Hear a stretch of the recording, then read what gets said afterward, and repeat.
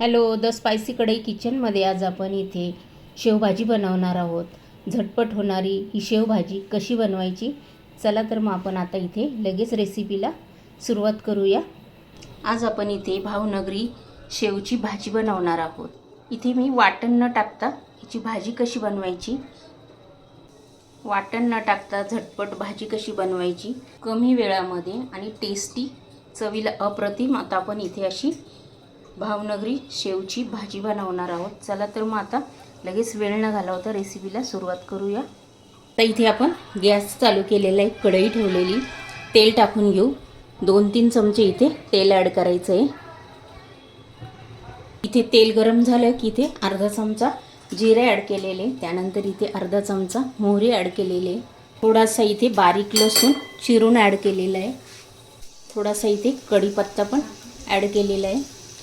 आता हे छान इथे फ्राय करून घ्यायचं 1-2 मिनटं।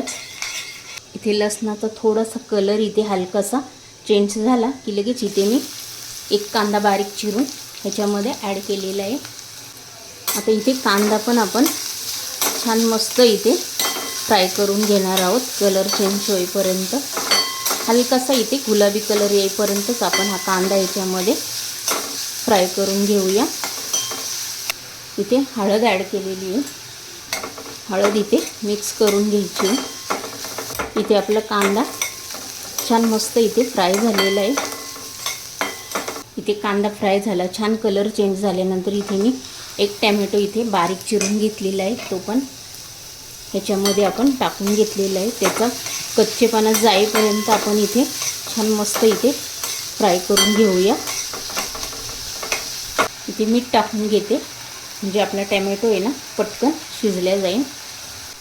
त्यानंतर इथे 1 चमचा गोडा मसाला, 1 चमचा इथे गरम मसाला, 1 चमचा इथे लाल तिखट छोटे चमचे।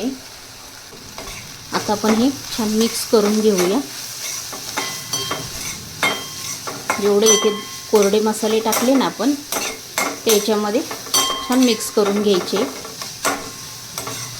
इथे अर्धा चमचा धनेपूड टाकून घेतलेली आहे, अर्धा चमचा जिरेपूड, थोडीशी कोथिंबीर ॲड केलेली आहे। आता हे सर्व टाकल्यानंतर छान मिक्स करून घ्यायचं आहे पुन्हा एकदा। कांदा टॅमॅटो हे बघा इथे तुम्ही बघू शकता मस्त असं फ्राय झालेलं आहे। मस्त असं फ्राय झाल्यानंतर इथे मी थोडंसं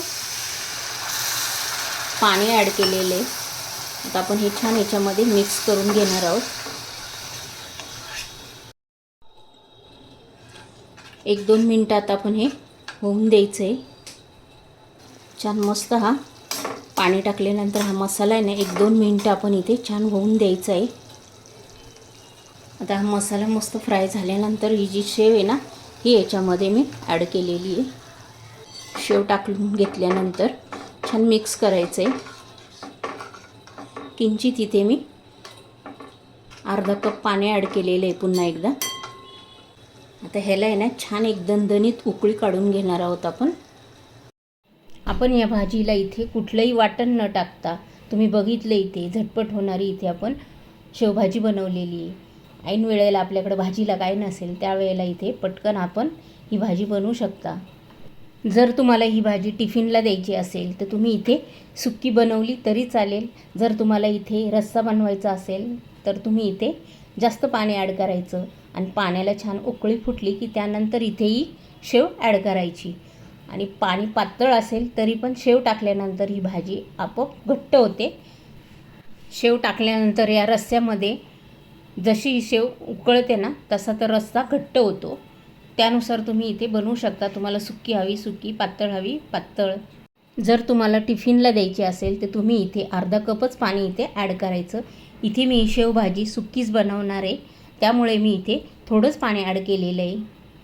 इथे शेव टाकल्यानंतर ज्या वेळेला आपण भाजी चेक करतो त्यावेळेला इथे पळी किंवा चमचा जास्त ही शेव त्याच्यामध्ये ढवळायची नाही, म्हणजे मिक्स करायची नाही, नाहीतर ती खूप गाळ होतो आणि तुटल्या जाते। आता इथे मी झाकण ठेवणार आहे, 1-2-3 मिनटं हे छान होऊन देणार आहे, त्यानंतर बघूया। हे बघा इथे छान मस्त अशी भाजी आपली शेवभाजी इथे तयार झालेली आहे। तुम्हाला जर ही माझी रेसिपी आवडली असेल ना तर पटकन लाईक करून घ्या। इथे आपण वाटण न घालता मस्त अशी टेस्टी शेवभाजी बनवलेली आहे. छान मस्त इथे दणदणीत उकळी काढल्यानंतर इथे मी गॅस बारीक करून घेतलेले किंवा बंद केला तरी चालेल. तुम्हाला जर ही झटपट होणारी शेवची भाजी आवडली असेल, चॅनलवर जर नवीन असेल तर सबस्क्राईब करून घ्या. हा व्हिडिओ तुमच्या मित्रमैत्रिणींनाही शेअर करा. आणि अशीच एक छान रेसिपी घेऊन आपण तुम्ही अशी शेवभाजी नक्की ट्राय करा. आणि अशीच एक छान रेसिपी घेऊन आपण नेक्स्ट व्हिडिओमध्ये पुन्हा भेटूया. तोपर्यंत बाय.